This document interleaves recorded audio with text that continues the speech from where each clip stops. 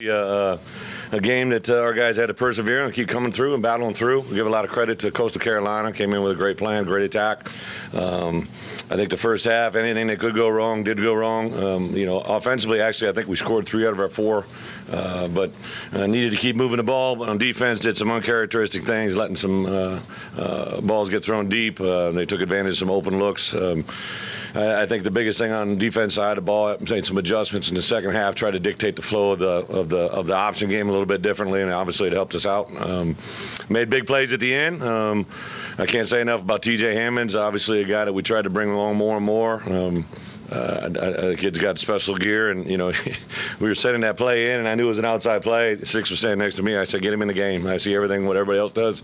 Our coaches, we just got to do a better job of making sure he gets in there and sees it and runs with it.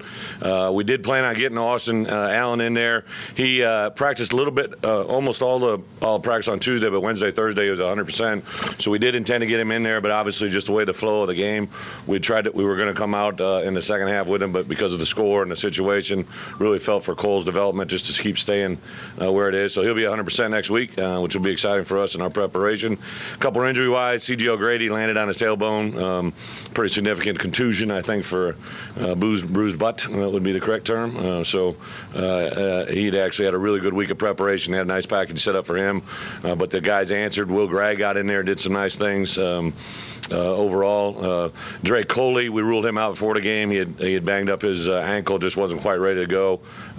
So that obviously continued to hurt us with our safety depth. And then during the course of the game, other than CJ, I don't think we lost anybody else. Some guys had some bumps and bruises, but nothing that'll keep anybody out moving forward. So I do think we'll be healthier going into LSU. A big week for us. I'll get back in SEC play. There's a lot of film that we got to correct and move forward out of what we did out there today. It's obviously a lot easier after a win. I learned a long time ago that this game is hard, and we're going to take advantage and put the win column up, but we got to take huge advantage of the film that caused us almost to have a downfall today. Just some uncharacteristic things, really all over the place. He had to break down with a punt game. I don't think there was anything. The snap might have been a little bit to the right, but Blake just dropped it, and obviously we can't have that. Our reaction on the bubble screen out there wasn't like anything that we drill our coach. We got to react to it better than that, whether the throw was there or not. Defensively, again, there was some schematic things that changed up. We didn't quite know what they were going to do. They had a couple different looks in the option game, but thought our guys handled the adjustments on the sidelines and persevered when it mattered. So that's where we're at. Start second row, Curtis, head coach. Bret, when they go up 2 touchdowns or 2 scores in the fourth quarter, there was a great shot of you on TV, kind of putting the papers over your face and looking down, kind of a glazed over look. What's going on? That's your interpretation. It is my interpretation. It's your interpretation is because I didn't want them to see the word I was going to say. What's that? Were you thinking? Hell no. I was just thinking about why did we just drop that pass? We had it might have been when we had a touchdown throw, overthrew it, and in the next play we had a tackle for loss and went from a touchdown throw play that's open to a negative yard play. And if you're good at interpreting my facial reactions, then I'm all for you. We would set up a clinic. Your emotions. We got to get going. This is another chance. We can't keep coming out here. We had plenty of time. We didn't go tempo because I thought we had a better chance moving the football without tempo. So at 10 minutes, I made the decision as a head coach to stay in our regular mode, run our base offense. We scored a touchdown on the first play. I made the decision as a head coach to go back out there, run our normal tempo to win the game, and that's what we did. Right front, Bob. Yeah, Bret, TJ only had 8 touches. In retrospect, do you wish he'd gotten more? Do you think he'll get more moving forward? And how big was it that he scored in 12 seconds? Because not only did that narrow the lead, but it gave you guys, more time to come back. Absolutely. He's a special player. He's got it. That play was blocked up nicely, and he did a great job. As far as the amount of touches, yeah, we were trying to get him the ball, trying to get him more and more. I think the better he learns the offense in all phases is going to help us. We just can't dictate on the flow of the game when it's in there, but we'll do it. And as a head coach, believe me, I'm pushing them to get them in there as much as anybody. Tom, first row. Bret, specifically on the defense, some fades got to you. What were they doing, and had they shown that this year? Yeah, so we had to play a safety a little bit different because of the option game, which put them in different positions, and then they did a couple fades down the boundary, but then they also took advantage of the middle open look. I think our guys would tell you they can play better technique, but I think we also have to have some variations and try and get a middle safety in the look. Second row to your left. With the two games TJ's had the last 2 weeks, do you look back in hindsight and think, man, I wish we would have gotten the ball more over these last 2 years? No, I think you look forward and say, hey, I'm glad that he's there, and we're going to try to get the ball as much as we can. I think negative people think negative thoughts. They try to stay positive. All the way back, fourth row to your right, Coach. Coach, the loss of Sosa there, what did that do to the defense? Yeah, I know the hit came high. It was a shorter quarterback, so Sosa, I don't think there's no doubt in my mind Sosa didn't come in there and try to harm him. And then the thing I argued on the sideline was it was bam, bam. I mean, if he throws a hitch, we're going to have to hit him in the same route. And they agreed, the officials on the field concurred, probably shouldn't have been a roughing, but they couldn't take away the fact that it went helmet to helmet. So that's what our discussion was about. First row. If Austin is 100%, will it be open competition next week between him and Cole, or what do you anticipate? Yeah, I think the great thing is we got two guys that have won football games, and according to game plan, I like to keep that surprise for Saturday, not today. Back row again. Coach, to your right. Coach, this was a 1-7 team. Yeah. Do you feel like maybe your team played down to them? Well, there's no doubt in my mind we didn't play as clean as we wanted to. But we had a good week of preparation. I thought our guys were engaged. We had some things go against us. Seemed like every break that could go went against us, with the way the ball bounced, balls on the ground. I think that one when Austin fumbled down there was the only time that we really got a loose ball. So, I know they're 1-7, but we did point out to our guys that they'd won a lot of games in the past. They had been through tragedy with obviously their head coach had to step down before the year started. I think the thing that I've learned in this business a long time ago is anybody can get anybody on any given Saturday. We've seen it. Obviously, the team we're playing, LSU, right? They got beat early in the year by somebody they didn't think or the outside world thought that. But football is football, man. It's 11 on 11. If you get a couple big plays, it starts going against you. You don't catch a break. Bad things can happen. But our guys are resilient. They never stop believing. Down by 2 scores from the outside world, there are probably a lot of people that thought bad thoughts. Our guys thought good thoughts, and that's why we think at it that way. And a couple guys that ask questions. I'm just trying to teach you how we think. I'm trying to help you out. Front row, Bob. Bret, I guess must have gone through a big range of emotions at the end of the half. Think you got a touchdown, then you don't. I mean, what was your take on that whole play? And do you think O'Grady might be out for a while? Or? I don't think CJ will be out. I just grabbed him in the locker room. He's just going to be. For those of us that have had butt bruises before, it's pretty tender in that area. So I think he'll be back. As far as that play, there's, obviously, it was going to be a little gift from upstairs if it did happen. I knew that he made the catch, but I didn't know about the knee being down in the transition. But we had, I think they took over the ball with 1:08. We had all 3 timeouts. I think we efficiently used that. We had a punt return set up we felt good about. They hung it to the other side of the field. There was a big play, if I'm not mistaken, to start off the play, and we got called for having a tackle lined up too deep in the backfield.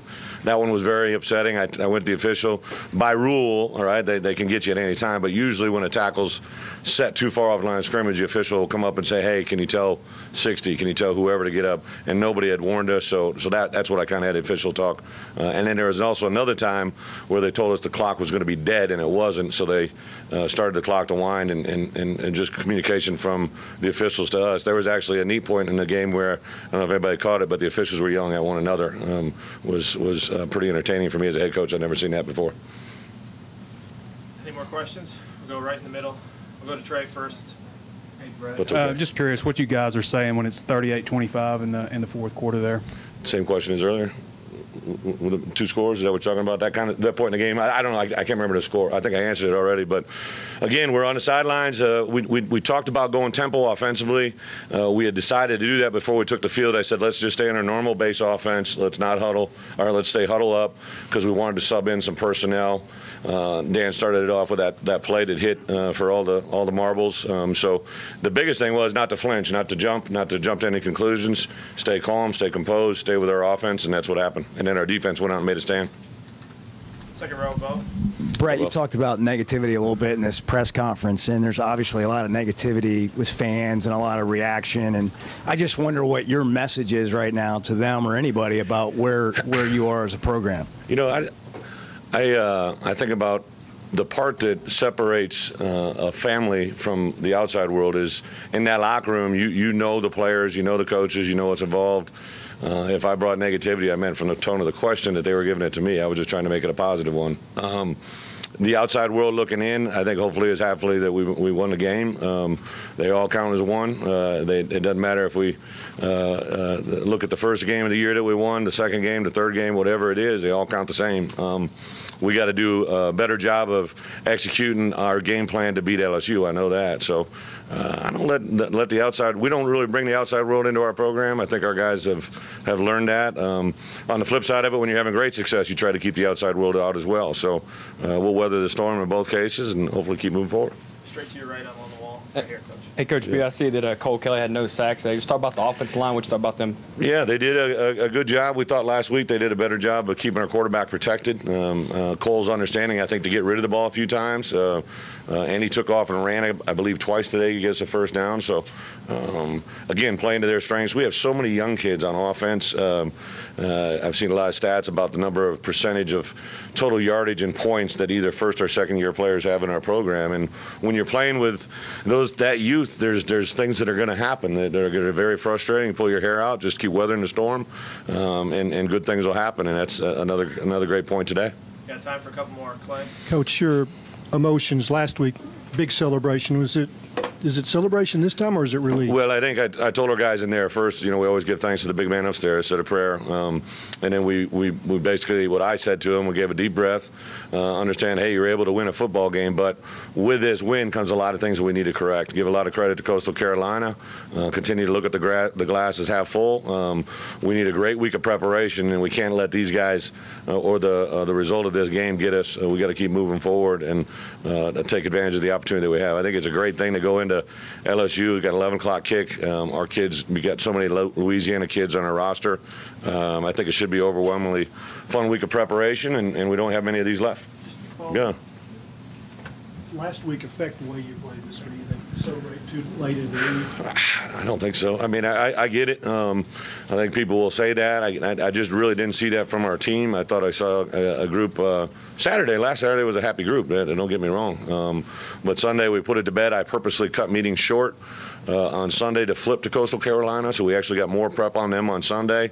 Maybe as coaches we did so much overwhelming preaching of, hey, you got to watch out, be aware of these guys. Maybe we let it creep into their head. I do think defensively it looked like we weren't playing aggressive, in my opinion, with some of the